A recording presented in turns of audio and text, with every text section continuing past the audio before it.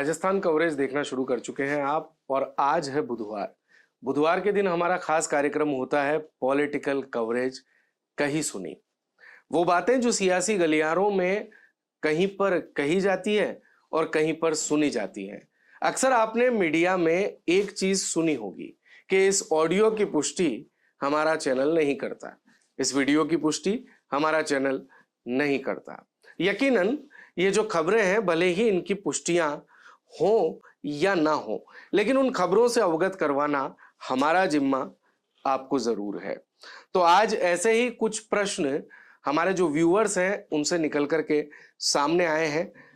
कुल ये 3 प्रश्न हैं राजस्थान की राजनीति से जुड़े हुए, और इस समय राजस्थान की राजनीति में ये प्रश्न एक तरीके से कह सकते हैं कि गदर मचाए हुए हैं। प्रश्न क्या है? तो प्रश्न है कि मंत्रिमंडल के विभागों को लेकर के फिलहाल क्या स्थिति है। और ये जो भजनलाल शर्मा जी हैं मुख्यमंत्री, ये सुबह सुबह मॉर्निंग वॉक पर निकल जाते हैं लोगों से समस्याएं जानने, उनकी समस्याओं का निदान करने के लिए। कभी आमजन के बीच में जाते हैं, कभी किसान के घर पर रोटी खाने के लिए पहुंच जाते हैं। तो ये कहीं इमेज मेकिंग तो नहीं चल रही है। और तीसरा प्रश्न जो है वो भी है कि गृह मंत्रालय किसे मिल सकता है। यकीनन कैबिनेट मंत्रियों ने 12 कैबिनेट मंत्रियों ने 5 राज्य मंत्री स्वतंत्र प्रभार और 5 राज्य मंत्रियों ने शपथ ग्रहण कर लिया है। शपथ ग्रहण को लगभग 1 सप्ताह पहुंचने में भी आया, लेकिन अभी तक विभागों का बंटवारा नहीं हुआ। और रोज जैसे कि आज की बात करें तो आज का दिन ढल जाएगा तो ये निकल करके सामने आएगा कि बस कल ही विभाग मिलने वाले हैं। लेकिन विभाग मिलेंगे कब, और उसमें भी कि गृह मंत्रालय किसे मिल सकता है। तो सबसे पहले इन्हीं 2 सवालों के जवाब खोजने की कोशिश करते हैं। तो दरअसल मंत्रिमंडल में विभागों को लेकर के फिलहाल क्या स्थिति है, इस प्रश्न के जवाब को जब हमने ढूंढा, सियासी गलियारों में जो चर्चाएं हैं उन पर ध्यान आकृष्ट किया, लोगों से बातचीत की, राजनीतिक सूत्रों के हवाले से जब पता चला, तो कभी भी हर बार जो चीज सामने निकल करके आती है कि कभी भी संभव है कि मंत्रिमंडल आपके सामने विभागवार आ सकता है।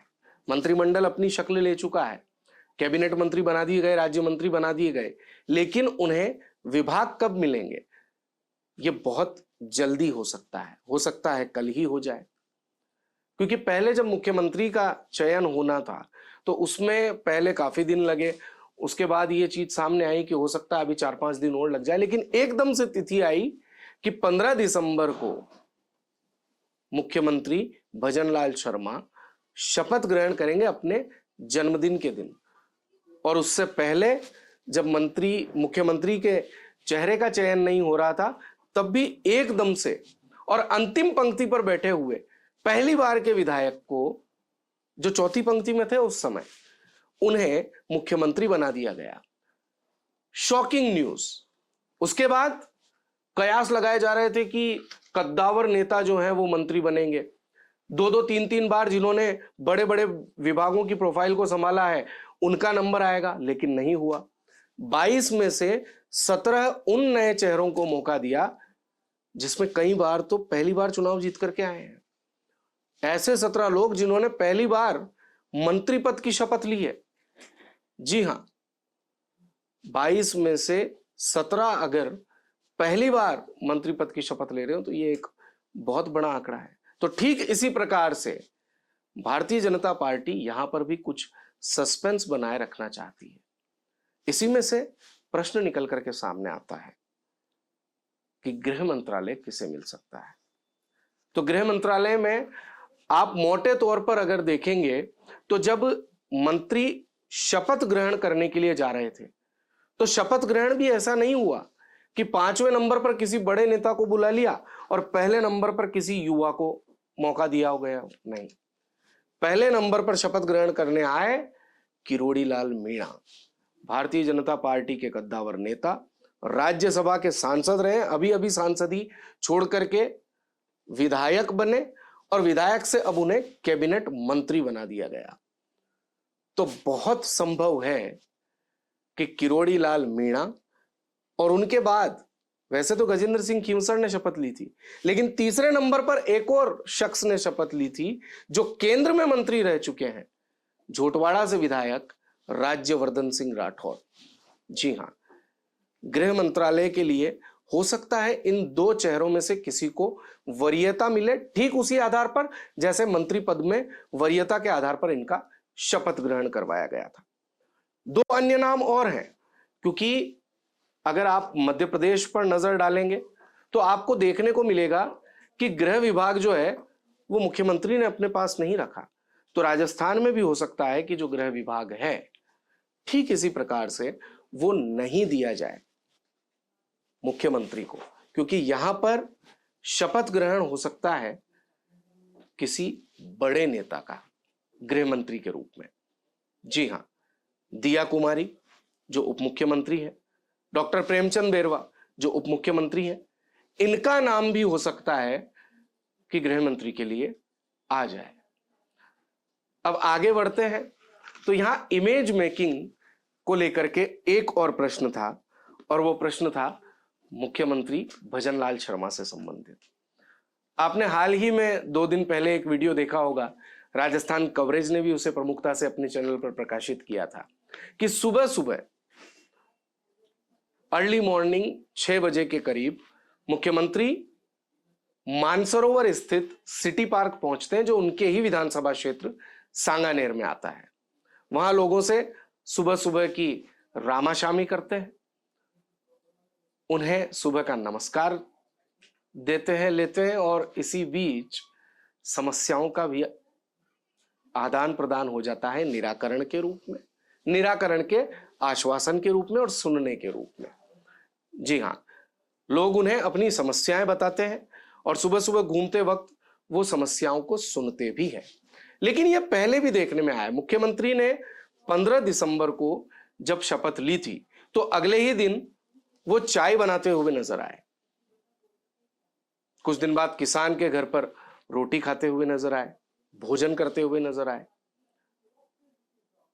चिकित्सा विभाग यानी कि एसएमएस अस्पताल पहुंच जाते हैं, वहां की व्यवस्थाओं को देखते हैं और एक्शन मोड में वहां पर नजर आते हैं और लताड़ भी लगाते हैं। प्रश्न ये उठाया जा रहा है कि कहीं इमेज मेकिंग का कोई एक बहुत बड़ा प्रयास तो नहीं किया जा रहा है, क्योंकि भजनलाल शर्मा के मुख्यमंत्री बनने के बाद जो कई बड़े दिग्गज नेता हैं, उन्हें यह कहा जाएगा कि एक तरीके से ठीक उसी प्रकार मार्गदर्शक मंडल में डाल दिया गया है जैसे कि कुछ बड़े नेताओं को मार्गदर्शक मंडल में भेज दिया गया था 2014 के बाद से ही। अब यहां पर एक जननेता बनने की ओर अग्रसर होना जरूरी है भजनलाल शर्मा का, तो शायद ये उसी के लिए प्रयास किए जा रहे हों। लेकिन यहां पर एक किस्सा आप लोगों से मैं साझा करना चाहूंगा। बहुत पुरानी बात है, भजनलाल शर्मा वैसे तो 27 साल की उम्र में उन्होंने सरपंच का चुनाव लड़ा था, 55 साल में वो मुख्यमंत्री बन गए, लेकिन उनकी जो प्रारंभिक पाठशाला है वो अखिल भारतीय विद्यार्थी परिषद रही और राष्ट्रीय स्वयं सेवक संघ रहा। जी हां, एक बार विद्यार्थी परिषद का अभ्यास वर्ग था काफी वर्षों पहले भरतपुर में। नदबई के अटारी गांव के ये रहने वाले हैं, जो कि उस समय भरतपुर जिले में आता था, आज भी आता है, लेकिन अब भरतपुर में भी डीग जो है वो जिला बन चुका है। बात हम अटारी गांव की करते हैं तो वहां से प्रारंभिक शिक्षा लेकर के वो भरतपुर अपनी हायर सेकेंडरी, सीनियर सेकेंडरी की जो एजुकेशन है उसे पूरा करते हैं और ऐसे धीरे धीरे क्रम चलता रहता है और 93 में वो एमए कंप्लीट करते हैं पॉलिटिकल साइंस में राजस्थान विश्वविद्यालय से। अब विद्यार्थी परिषद से उनका जो जुड़ाव था वो अटूट था। विद्यार्थी परिषद का भरतपुर में अभ्यास वर्ग होता है। अभ्यास वर्ग में भोजनशाला प्रभारी की जिम्मेदारी मिलती है राजस्थान के मुख्यमंत्री भजनलाल शर्मा को उस समय। अब भोजनशाला प्रभारी की जब उन्हें जिम्मेदारी मिली है तो ऐन मौके पर आकर के हलवाई मना कर देता है सैकड़ों लोगों के भोजन को बनाने के लिए। अब यहां पर दो स्थितियां उत्पन्न हो जाती है, या तो विवाह शादी समारोह के ऐसे सीजन में वो जाकर के किसी हलवाई को बुला करके लाए, या संगठन के समक्ष अपनी भावना को प्रस्तुत कर दे कि अब व्यवस्था को मैं आप तक पहुंचाने में सक्षम नहीं हूं और मुझे सभी के सहयोग की आवश्यकता है। लेकिन ये दोनों ही रास्ते मुख्यमंत्री नहीं अपनाते हैं। मुख्यमंत्री अपनाते हैं तीसरा रास्ता। जी हां, खुद चूल्हे पर जाकर के बैठ जाते हैं और सैकड़ों लोगों का भोजन अकेले वहां पर बैठ करके बनाते हैं, और उसके बाद परोसा जाता है वो भोजन। और 3 दिन के अभ्यास वर्ग में ये क्रम उनका 3 दिन तक चलता रहा। और शायद यही वो जो उनकी कर्तव्य परायणता थी, इसको ध्यान में रखते हुए उनको मुख्यमंत्री पद के लिए सबसे मुफीद समझा गया आला कमान द्वारा। और शायद इसी प्रकार के किस्से और इसी प्रकार की जो उनकी स्ट्रेटेजी है, उसे लेकर के वो आम जनता के बीच में जा रहे हैं।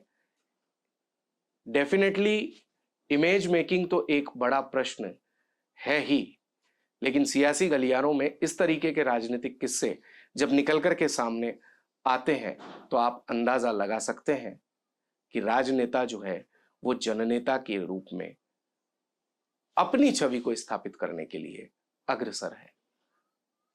आप सुन रहे थे पॉलिटिकल कवरेज में कहे सुने किस्से। दीजिए इजाजत, आपके दोस्त अभिषेक तिवारी को नमस्कार।